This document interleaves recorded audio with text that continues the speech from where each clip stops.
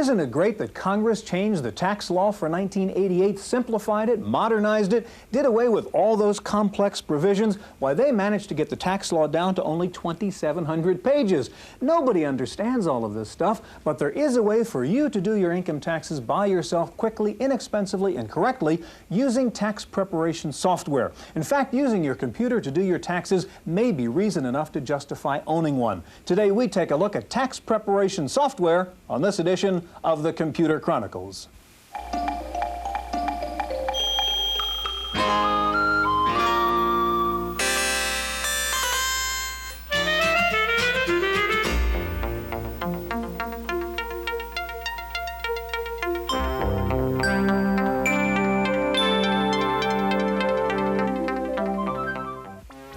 The Computer Chronicles is made possible in part by CompuServe, featuring an online reference library, Wall Street reports, at-home shopping, airline reservations, games, and hundreds of other services. CompuServe, helping people get the most from computers. Additional funding is provided by McGraw-Hill, publishers of Byte.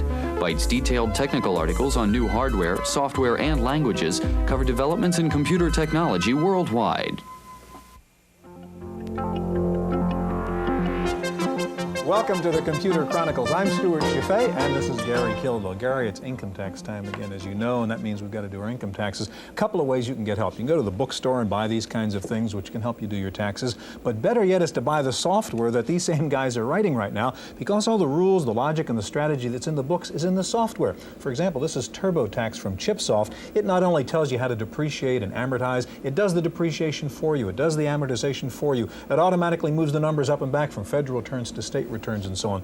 They're pretty impressive, but it seems to me when you think about these things, it's really just a vertical application of a spreadsheet, isn't it? Well, Stuart, it is in a sense. Any vertical application is exactly that. You take a general technique like spreadsheets and you apply it to a specific problem. In this case, it'll lead you through the steps required to enter the numbers and things of that sort. The advantage, of course, with these programs, you can play what-if games with it. You can juggle a number around and see what it does to the bottom line. Now, of course, you could use a spreadsheet, but you're going to have to pay a whole lot more attention to the tax guide if you do. Now, the advantage of these programs is you may actually save enough money to pay for the program, too. Gary, we're going to take a look at some of the best examples of tax preparation software for the Apple II, the Macintosh, and the IBM PC. We're going to begin with a visit to one of the 8 regional IRS processing centers to find out what happens to your tax return once it gets into the IRS computers. One of the biggest mailing lists in the world belongs to the Internal Revenue Service, which handles about 100 million tax returns each year at its 10 regional centers. Close to 20 million returns pass through the office in Fresno, California, and most of them are still handwritten. From any point of view, the Fresno Service Center is a massive operation. The single-level building is as long as 18 football fields, and almost everywhere you look, there are mountains of paper. To keep from being buried under stacks of forms, Fresno had to adapt its computers to the physical manipulation of paper returns. Barcode readers in the mailroom pre-sort and classify envelopes. Checks are sorted automatically by bank name or location. But people still do most of the data entry. Optical character readers can handle some forms like single-page returns, but they still require human assistance to identify a scrawled 6 or a sloppy 7. For example, right now we're transcribing 100% of the tax, well, not 100, we're transcribing about 95% of the tax returns using key-to-disk systems. One of the things we'd like to do is get 50% of those returns filed electronically. Then, of the remaining 50% that aren't filed electronically, we'd like to perfect OCR technology so that we've got maybe 50% of that being transcribed by machine or data collected by machine. And then of the residual paper that we simply can't get rid of, rather than move the paper around this building, what we'd like to do is put the paper on optical disc and move the images. Although a great deal of calculating goes on at the center, it is not of the number crunching type, so computers are there mostly for data entry and retrieval. As if to balance input with output, the Fresno Service Center produces literally tons of hard copy. High-speed laser printers consume 2 million feet of paper per month, turned into notices, warnings, and other correspondence. The breakthrough is going to be practitioners, tax preparers, professional tax preparers filing electronically with us. In California, 50 to 55% of all tax returns are done by preparers. Desktop PCs are an uncommon sight at the IRS office, and when they are visible, it's usually as terminals. In fact, the agency sees a limited role for the PC, either inside or outside the center. Right now, there are no plans in the works to provide a capability for an individual with a PC to dial into us and file. We have to have some assurances about the quality of the data that's coming to us. The other concern is security, of course. We're not going to let people dial into our mainframe computers and file directly. There will be an electronic break in this filing. The expression paperless office was once just a dream at this IRS service center. But with a combination of electronic filing, optical storage, and intelligent scanners, it may take on a new meaning.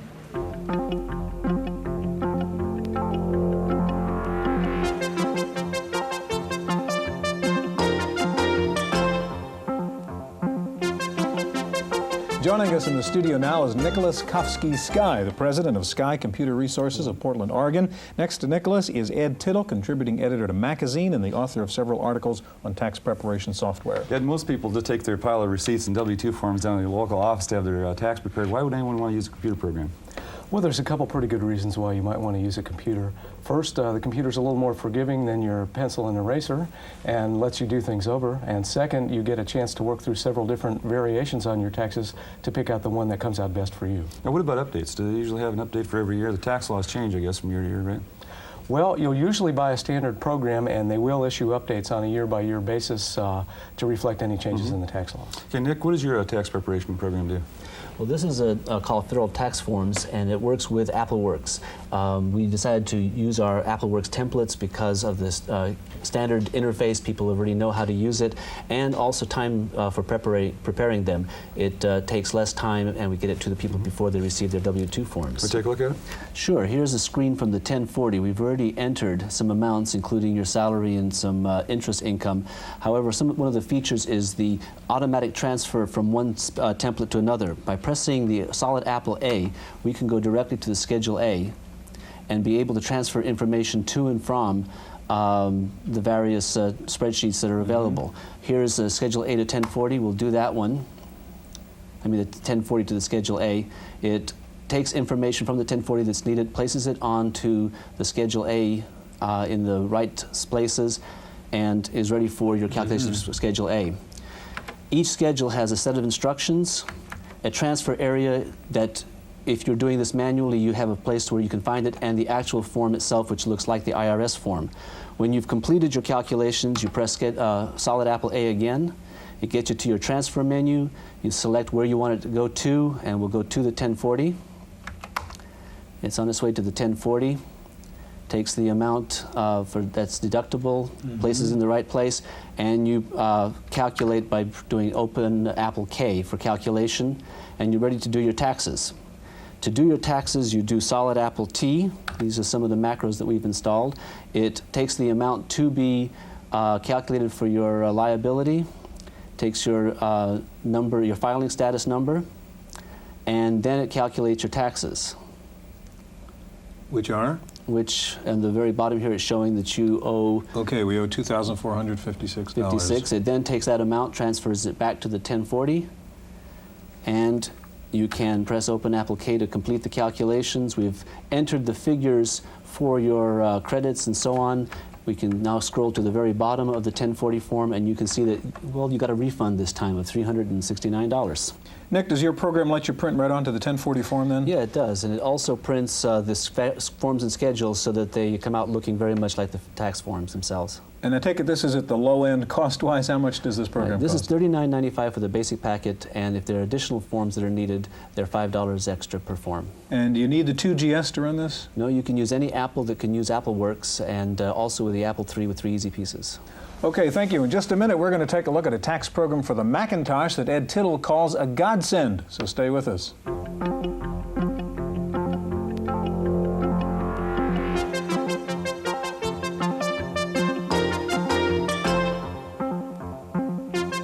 Joining us in the studio now is Susan Morgan, president of SoftView Incorporated, the developers of MacinTax, and back with us again, Ed Tittle. Gary?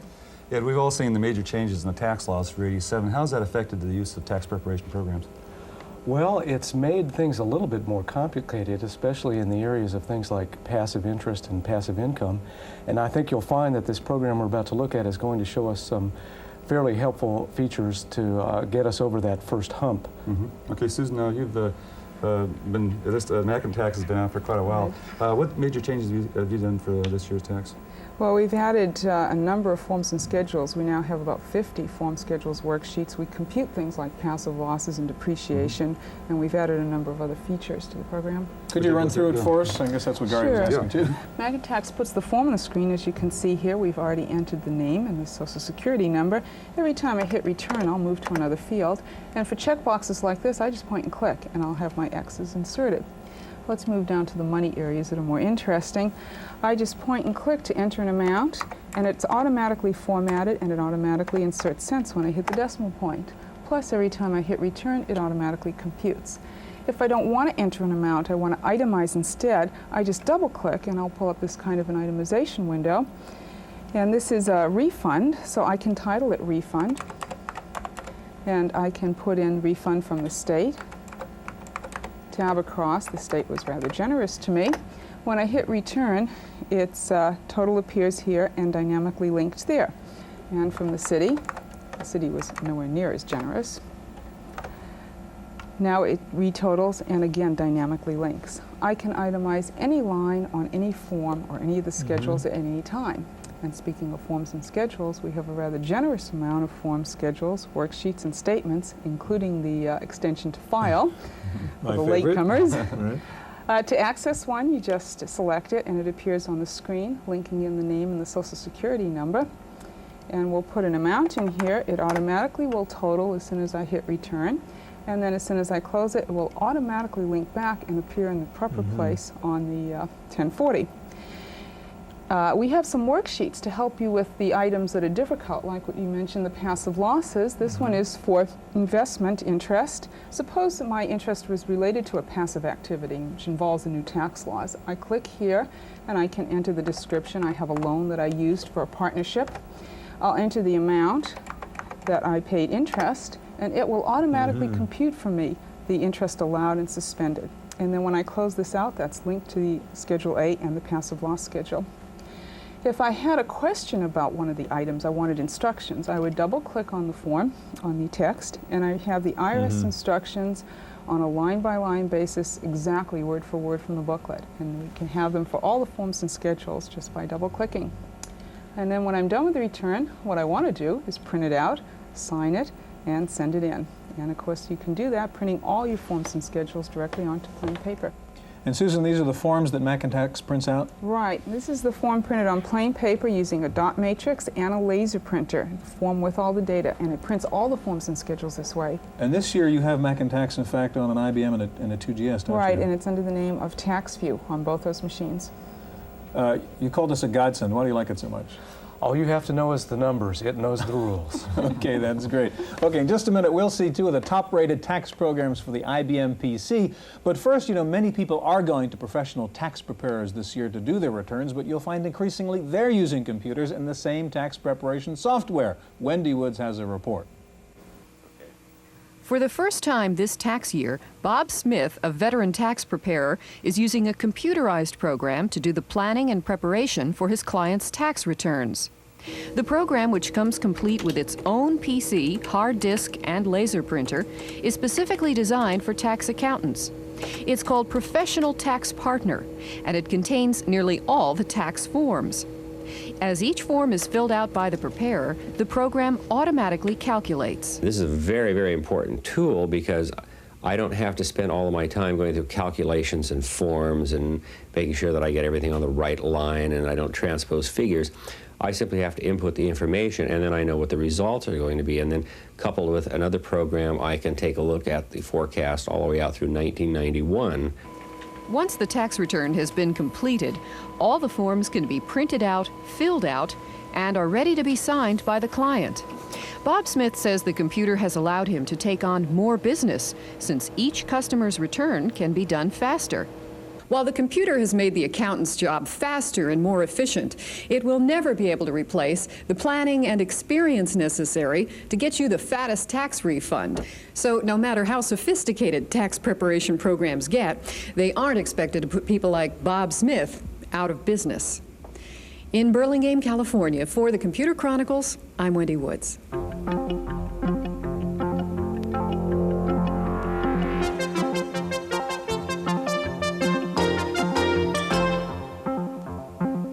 With us in the studio now is Deborah Miller, Director of Marketing for Simon & Schuster Software, and next to her is Dr. Jim Howard, President of HowardSoft. Jim, we've seen a wide range of prices in the tax preparation software from less than $50 to several $100s. What do you get in, say, a $300 package that you wouldn't find in a, say, $40 package? Well, what you really get is tax depth and automation. The more expensive packages, of course, are designed for the involved return, not the simple return, not the typical under $50,000 family. Okay, Deborah, let's take a look at what you have, which is what, about $69 you sell the last year program for? $69.95, right. And it's also available to last year's users of the program for $39.95 with proof of purchase. And one of the key features of our program, which we carried over from last year, is our unique interview section, which, if you answer a series of questions, will actually choose all the forms for you. So in case you didn't know, it'll pick it out right for you. Can you run us through the interview? Sure. We have a series of questions. We can toggle between yes and no by using the space bar. For instance, do you itemize deductions? Yes. Did you earn more than $400 in interest? If we say yes, we get an alert that we must file Schedule B. And this tells us that we have to remember to do that later. Suppose you're not sure what the answer to a question is. Okay, if we don't know that, for any form, schedule, or the interview, online help is instantly available by just pressing the F1 key. And it also references you to the appropriate section in the J.K. Lasser's tax guide if you need a more in-depth explanation. Okay. And then once we've completed the interview section, we are given a forms checklist with the flashing arrows there telling us which forms we're going to have to fill out, and we can add forms to that if we wish. Then we can go and get the actual form. Here's a 1040 we'll bring up and fill that out. And we can enter our data. And you'll notice that when we enter $1,000 taxable interest, we get another alert telling us that we must complete Schedule B. Then if we want to complete Schedule B at this point, we can just press F7, we fill in the amount, and then that amount is then lifted and placed in the appropriate line on the 1040, because all forms and schedules are linked, so you only enter data once, which saves a lot of time. Now, one feature of this program is you can compare two different alternative approaches, can't you? Yeah, that is a new feature that we've added this year to the program. And if we bring up the analysis section, we have two columns here. For instance, we can compare filing jointly or separately if you're married, input the data, and then see what our bottom line tax liability is going to be, and just press F5, and we can see that we certainly would save money filing jointly, about $5,000 worth of taxes. So this is a handy what-if scenario type of feature that we've added this year. And Deborah, the Lasser program runs only on the IBM incompatibles? That's correct. It runs on all of those machines as long as you have 256K. Okay, I want to ask you to slide the keyboard over to Jim, and I want to find out about Tax Preparer now. Jim, your program is at the top end of the spectrum. Gary was talking about $295. What are the power features that you get in that high-end program? Well, the real difference is that rather than forms fill-in software with a lot of IRS instructions on screen, we've implemented the IRS instructions in the software itself. So that in many cases, you don't even have to go to a form or schedule and fill in the data because it's done for you based on raw data from other parts of the return. Okay, show us now how Tax Preparer works and how you do this. And your screens certainly look different from the other ones we've seen. Yeah, it's really different because we're not really filling in forms. We're just asking for raw data. And if we, in the first example, we'll go directly to Form 1040, line 17, and rather than filling out a Schedule E, I would itemize to Schedule E. I just pressed I at that point. And get something that sort of looks like a Schedule E, but it's our own format. If I go to the non-farm partnerships line, let's say I have I'm in a real estate venture in a partnership. So I get a K1 from that partnership. All I do is fill out the information from the K1 onto this worksheet, and the rest is totally automatic.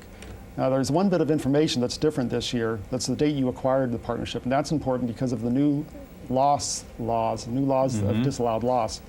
You have to know the date. But just by entering that date, all of a sudden the return is no more complicated than it was last year because all of the rest is fully automatic. The disallowed losses are computed automatically. And to show this, I'll go to the total line. I'll zero out the amount that was done before and pretend like I haven't done this before. Okay. Now, ordinarily, what I would do if I were preparing a return, I would escape out now and print my return, and that would be the end of it. The calculations, transfers are all automatic. There's no keys for you to push. But for the TV screen, I'll force a recalc at this point just so that we can see it.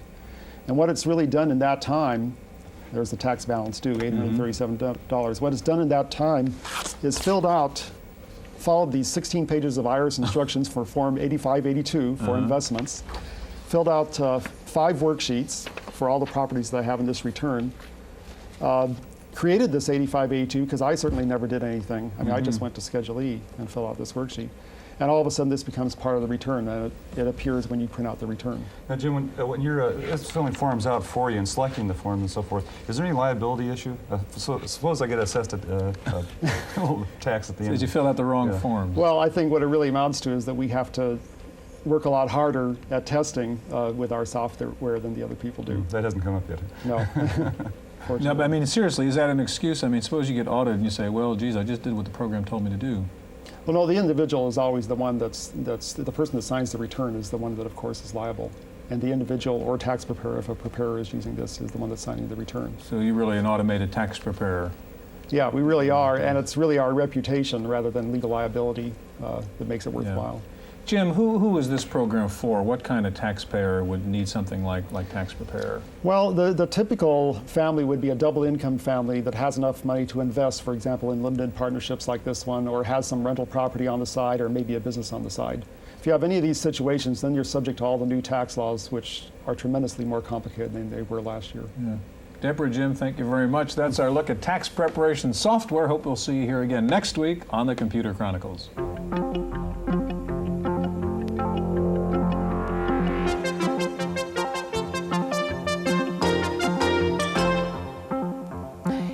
Access file this week, OS2 software is finally starting to show up. MicroPro has announced its OS2 version of WordStart 2000 will be available this summer. Software Publishing Corporation says its OS2 version of the Harvard Project Manager will be available this summer. Borland says it will soon be out with OS2 versions of Quattro, Paradox, and the Borland Developers Tools. And Zsoft says it has released the OS2 version of its publisher's Paintbrush. Meanwhile, Compaq released its version of OS2 for its 286 and 386 base computers. Compaq claims OS2 runs 17 to 52% faster on a Compaq Disk Pro 286 than on IBM Model 6D. And IBM did some unusual leaking last week, talking about upcoming upgrades in the PS2 line, including a low-cost 286 PS2 and an eventual PS2 line built solely around the 386. IBM also talked about a new 32-bit version of OS2 for next year, the release of PS-DOS 3.4 early this year, and the inclusion of the 8514 high-res graphics card in future PS2 motherboards. IBM execs also promised a new 3.5-inch hard drive with 100 megabyte capacity, a 5.25-inch hard drive with 500 megabyte Ts, and a new 2-inch hard drive holding 50 megabytes. Time for a look at software and this week's review with Paul Schindler. You know, the only musical instrument I know that's more primitive than this one is the IBM personal computer. It has a small, unadjustable speaker and one voice, and that voice is tinny. The PS2 sounds better, but most of us don't have PS2s. And you may remember we showed you the Macintosh Jam session, but most of us don't have Macs. There is an alternative now, the AdLib personal computer music system, a combination of software and a plug-in board for IBM PCs. This program has a jukebox mode, which is slightly animated and mildly entertaining. It offers a choice of several different styles of music, but you're not going to buy this program mainly to hear music written by others. This is the screen where the AdLib system gets down to business, the section it calls the Visual Composer. You can start with a blank screen and right away, or you can call up one of their canned examples of various musical styles, then modify it to suit your own taste. You can listen to all of the parts at once, or just one. I can't say I care for the green screen, though. You could write, record, and playback some semi-serious music with the AdLib personal computer music system, $250 from AdLib Incorporated of Boston. For the Computer Chronicles, I'm Paul Schindler. Ashton Tate unveiled its new D-Base 4 last week, set for release later this year. It has a new look and feel, lots of new bells and whistles, and it can run under MS-DOS or OS/2. Eventually, the program crashed during the big announcement press conference last week. But developers say it is faster and easier to use than the older version. Stackworks has announced the availability of HyperCard tax stacks for Mac users. They're being offered as shareware on CompuServe and a few other networks. Tax stacks are available for most IRS forms, tables, and worksheets. Sharefare fees range between $10 and $20. It looks like the Macintosh laptop is for real. Apple reportedly has placed an order for new active matrix LCD screens from a Japanese supplier starting in July. The new screens are said to be faster, cooler, and easier to read than existing LCD screens. Atari is reportedly set to unveil its Unex workstation at the Hanover Computer Fair in Germany next month. It will use a 68030 chip. Atari may also unveil its long-rumored complete desktop publishing system, computer, laser printer, and software for under $5,000. Finally, in the Computer Snafu of the Week column, Wells Fargo Bank customers got a statement this month from the bank that included the following computer-generated message. You owe your soul to the company store. Why not owe your home to Wells Fargo? An Equity Advantage account can help you spend what would have been your children's inheritance. Bank officials explained that a test message had inadvertently been inserted into that month's billing statements by a program with a, quote, misplaced sense of humor. That's it for this week's Random Access. I'm Cynthia Steele. The Computer Chronicles is made possible in part by CompuServe, featuring an online reference library, Wall Street reports, at-home shopping, airline reservations, games, and hundreds of other services. CompuServe, helping people get the most from computers. Additional funding is provided by McGraw-Hill, publishers of Byte. Byte's detailed technical articles on new hardware, software, and languages cover developments in computer technology worldwide. Transcripts of the Computer Chronicles are available online on CompuServe. Type Go Chronicles at any CompuServe prompt. If you'd like the CompuServe access number in your area or a free booklet describing how to use online services, call 1-800-848-8199.